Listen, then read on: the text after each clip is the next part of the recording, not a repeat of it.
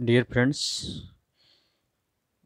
आज हम लोग हाई स्कूल का पेपर मॉडल देखेंगे जो यूपी बोर्ड हाई स्कूल 2022 के होने वाले एग्ज़ाम के पैटर्न से मोस्ट इम्पॉर्टेंट है। ऐसा हूबहू पेपर मॉडल रहेगा आपके एग्ज़ाम में। सो आप लोग इसको लेके सॉल्व करिएगा। इससे मिलता जुलता क्वेश्चन मिल सकता है या कुछ क्वेश्चन सेम सेम हो सकते हैं या नहीं भी मिल सकता है। आप लोग 100% इसी डिपेंड नहीं रहेंगे, बट आपको एक आइडिया मिल जाएगा किसी तरह बोर्ड एग्ज़ाम में क्वेश्चन आते हैं। तो हम लोग सबसे पहले पहला क्वेश्चन देखेंगे। दिया गया है क्वेश्चन नंबर 1, सभी प्रश्नों के सही विकल्प का चयन कीजिए। लिटमस प्राप्त होता है, तो इसमें 4 ऑप्शन दिया गया है, हल्दी से, लाइकेन से, गोभी से, शैवाल से। इसका सही आंसर हो जाएगा लाइकेन से। लिटमस जो होता है एक अम्ल क्षार सूचक होता है जो कि लाइकेन से प्राप्त होता है। लाइकेन शैवाल तथा कवक का मिश्रित प्लांट होता है जो कि एयर पोल्यूशन का सूचक भी होता है। पहले का ख वाला क्वेश्चन है, बुझा हुआ चूना पर क्लोरीन गैस प्रवाहित करने पर पदार्थ बनता है। बुझा हुआ चूना मतलब कैल्शियम हाइड्रोक्साइड के पे क्लोरीन से कराएंगे तो कौन सा पदार्थ बनता है? तो ब्लीचिंग पाउडर बनता है, जिसका ऑप्शन 1 हो जाएगा, व्यंजक चूर्ण से हिंदी में बोलते हैं।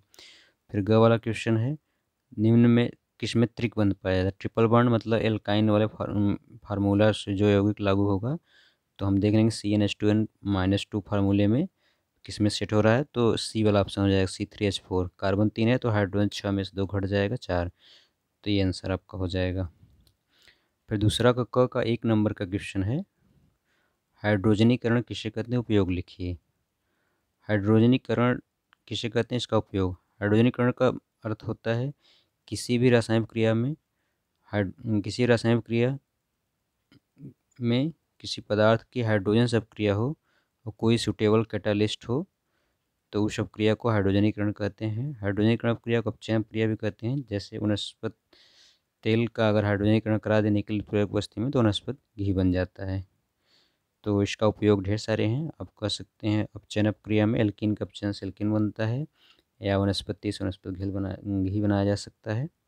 दूसरे का ख है, 1 नंबर क्वेश्चन 2 नंबर के क्वेश्चन है, कॉपर एल्यूमिनियम आयरन के दो एस लिखना है। कॉपर का एस जैसे आप लिख सकते हैं copper pyrite, copper glance, aluminium का बॉक्साइड लिख सकते हैं, गिप्साइट लिख सकते हैं, आयरन का हेमेटाइट लिख सकते हैं, मैग्नेटाइट लिख सकते हैं, इस तरह से। फिर ग है, plaster of Paris bleaching powder बनाने की विधि का उपयोग लिखिए। तो प्लास्टर ऑफ पेरिस बताया गया आप लोगों को ब्लीचिंग पाउडर बनाने की विधि का सूचित वर्णन, दोनों में से एक क्वेश्चन आ सकता है। इसके आंसर आप लोग देख लीजिए क्योंकि बड़ा क्वेश्चन है, पूरे सॉल्व नहीं कराए जा सकते। प्रश्न नंबर 3 है, दीर्घाकार आवर्त सारणी तथा मोजले की आवर्त सारणी के लक्षण लिखिए। दीर्घाकार आवर्त सारणी मोजलिक आवर्त सारणी मतलब आधुनिक आवर्त सारणी, दीर्घाकार आवर्त सारणी उससे एडवांस है। दोनों के लक्षण लिखने हैं। अब जानते हैं मोजले की आवर्त सारणी दीर्घाकार दोनों आवर्त सारणी जो होता है परमाणु क्रमांक पे बेस्ड है। बस मोजले की आवर्त सारणी का भौतिक लक्षण होता है, रासायनिक लक्षण तत्वों का परमाणु क्रमांक होता है, जबकि दीर्घाकार जो आवर्त सारणी है उसमें तत्वों को प्रमुख लक्षण उनके समान इलेक्ट्रॉनिक विन्यास के आधार पर बढ़ते क्रम में रखे गए हैं। तो आप इसको देख लीजिएगा, इसके आंसर आप लोग लिख लीजिएगा। ऐसा क्वेश्चन आ सकता है आपके एग्जाम में। निम्नलिखित तत्वों का आईपीएसी नाम लिखा गया, फॉर्मल्डिहाइड का आईपीएसी नाम मेथेनल होगा। एसिटिक अम्ल का आईपीएसी नाम दिया गया है तो इसका नाम आईपीएसी नाम हो जाएगा एसिटिक अम्ल का इथेनोइक एसिड हो जाएगा। एथिलीन ग्लाइकॉल का इथेन 1,2 डाई ऑल हो जाएगा। यूरिया का अमीनो मेथेनामाइड, एसिटिलीन का इथाइन हो जाएगा आईपीएसी नाम, ये आपको लिख लेना है। फिर ग है, धातु और अधातु में अंतर या खनिज में अयस्क में अंतर लिखना है। धातु आप जानते हैं जो ऐसे सभी तत्व जो इलेक्ट्रॉन त्याग करके धनायन बनाएंगे धातु कहलाते हैं, जो इलेक्ट्रॉन ग्रहण करके ऋणायन बनाते हैं अधातु कहलाते हैं। इस तरह से आपको अंतर लिख लेने हैं। धातुओं में धात्विक चमक होती है, धातुओं को काटने पर विशेष रंग की चमक होती है। सभी धातुएं विद्युत ऊष्मा की सुचालक होती हैं, जबकि अधातु विद्युत ऊष्मा की कुचालक होती हैं। इस तरह से अंतर लिख सकते हैं। खनिज अयस्क में आप जान रहे हैं, खनिज का मतलब होता है कोई भी पदार्थ खुदाई से जिस रूप में प्राप्त हो उसे खनिज कहते हैं। यदि खनिजों से धातु का निष्कर्षण आसानी से कम खर्च में किया जा सके उसे अयस्क कहते हैं। तो अंतर आप इस तरह लिखें। साबुन बनाने की विधि तथा कपड़े साफ करने की क्रियाविधि लिखिए। साबुन कैसे बनता है जानते हैं। उच्चवसीय अम्लों के उच्चवसीय अम्ल जो होते हैं उसकी अपक्रिया सोडियम हाइड्रोक्साइड से करा दीजिए तो साबुन बनेगा, ग्लिसरॉल बनेगा। इसके सोडियम स्टेट, सोडियम परमैंगनेट साबुन का रासायनिक नाम है। और कपड़े साफ करने की उसमें जो मिश्रण बनने की विधि उसको आप लिख देंगे तो नंबर मिल जाएगा। फिर ख में है अम्ल, क्षार एवं लवण को परिभाषित कीजिए।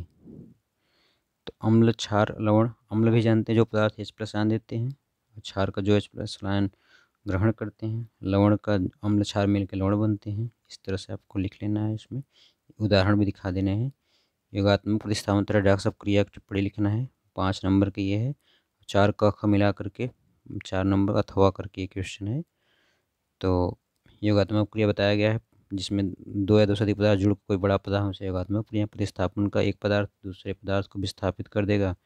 रेडॉक्स में जिसमें एक ऑक्सीकरण होता है उसे अपचयन उसे रेडॉक्स क्रिया कहते हैं। सबके एग्जाम्पल सहित आपको लिख देने हैं तब जाके 20 नंबर का केमिस्ट्री पेपर हो जाएगा।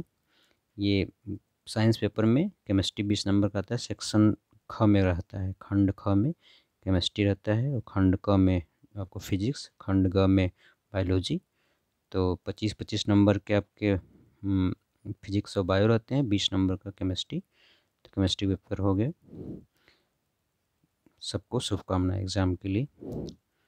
Best of luck. थैंक्स।